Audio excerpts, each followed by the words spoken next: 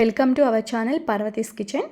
వీడియోలోకి వెళ్ళే ముందు ఎవరైనా ఇంకా మన ఛానల్ని సబ్స్క్రైబ్ చేసుకోకపోతే తప్పకుండా అయితే సబ్స్క్రైబ్ చేసుకోండి. అలాగే వీడియో నచ్చితే తప్పకుండా లైక్ కూడా చేసేయండి. లేట్ చేయకుండా అయితే వీడియోలోకి వెళ్ళిపోదాం. ఈరోజు అయితే మన కిచెన్లో మీకు నేను క్యాలీఫ్లవర్ ఫ్రైని ఎలా చేసుకోవాలో చూపించబోతున్నాను. గోబీ ఫ్రై అన్నమాట.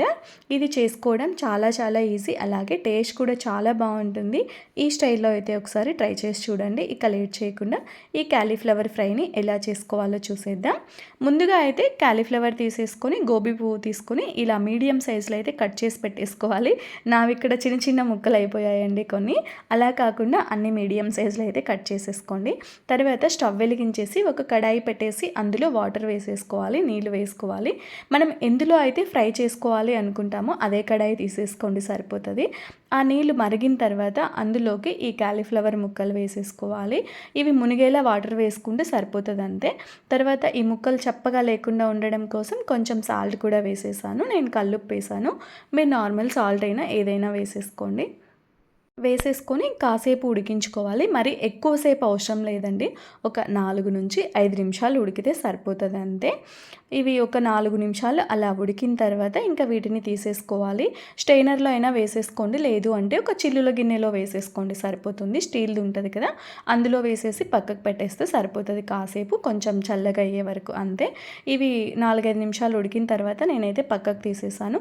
ఇవి కొంచెం చల్లగా అయిన తర్వాత ఇందులోకి సరిపడా సాల్ట్, ఆల్రెడీ ఉడికించేటప్పుడు వేసాం కదా, చూసుకొని యాడ్ చేసుకోవాలి తగినంత సాల్ట్.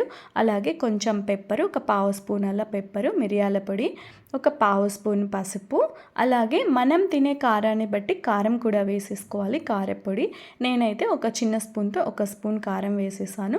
అలాగే 1/2 స్పూన్ వరకు ధనియాల పొడి, ఒక 1/2 స్పూను లేదు అంటే 1/2 స్పూన్ వచ్చేసి గరం మసాలా వేసుకోవాలి.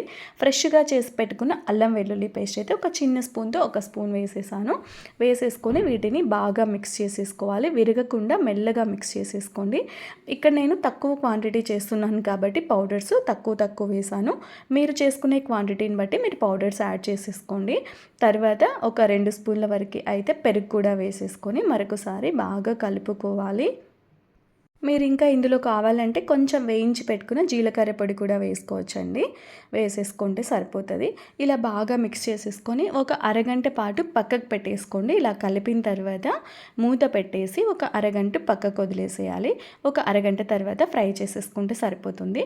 ఒక అరగంట అయిపోయింది. ఇప్పుడు స్టవ్ వెలిగించేసి కడాయి పెట్టేసి అందులో ఆయిల్ వేసేసి హీట్ అయ్యాక జీలకర్ర కొంచెము, అలాగే ఒక ఎండుమిరపకాయ కూడా గిల్లి వేసాను.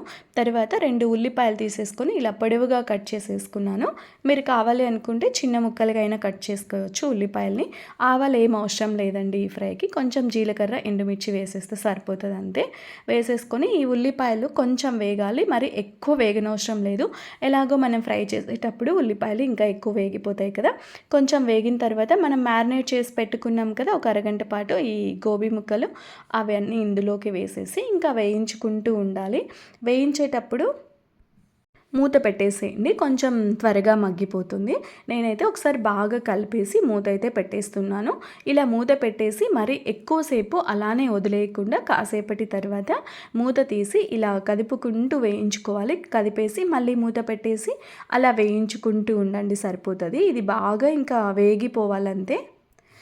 కొంచెం సేపు వేయించిన తర్వాత సాల్ట్ సరిపోకపోతే చెక్ చేసేసుకొని కొంచెం సాల్ట్ వేసేసుకోండి, సరిపోతుంది. సాల్ట్ సరిపోతే ఏం అవసరం లేదనమాట. తక్కువ అనిపిస్తే మాత్రమే కొంచెం సాల్ట్ యాడ్ చేసేసుకోండి. ఇలానే మూత పెట్టి తీసుకుంటూ వేయించుకుంటూ ఉండాలి. ఈ ఫ్రైని ఇంకా వేరే రకంగా కూడా చేయొచ్చండి. నేను అది కూడా నెక్స్ట్ టైం అయితే తప్పకుండా అప్లోడ్ చేసేస్తాను. నేనైతే ఈ గోబీ 65 కూడా వీడియో చేశాను. అది కూడా టేస్ట్ చాలా బాగుంటుంది. ఆ లింకు డిస్క్రిప్షన్లో ఇచ్చేస్తాను. ఒకసారి ఆ గోబీ 65 కూడా ట్రై చేయండి, మీకు కూడా చాలా బాగా నచ్చుతుంది. ఇంకా ఇలానే చూసారు కదండి, ఇది బాగా కొంచెం డ్రై అయ్యే వరకు బాగా వేయించేసుకోవాలి. ఇలా బాగా డ్రై అయిపోయిన తర్వాత మనము చెక్ చేసేసుకుంటే సరిపోతుంది. ఈ క్యాలీఫ్లవర్ ముక్క ఉడికిందా లేదా, వేగిందా లేదా అనేది తెలిసిపోతుంది. ఇక్కడ చెక్ చేసేసుకోవాలి. ఇలా చూసారు కదా, ఇక్కడ బాగా మెత్తగా అయిపోయింది. ఇంకా ఇలా అయిపోయిన తర్వాత స్టవ్ ఆఫ్ చేసేసుకొని సర్వ్ చేసేసుకోవడమే. చూసారు కదండి, ఈ క్యాలీఫ్లవర్ ఫ్రై చేయడం ఎంత ఈజీనో మీరు కూడా అయితే తప్పకుండా ట్రై చేయండి. అలాగే ఇలాంటి మరికొన్ని రెసిపీస్ కోసం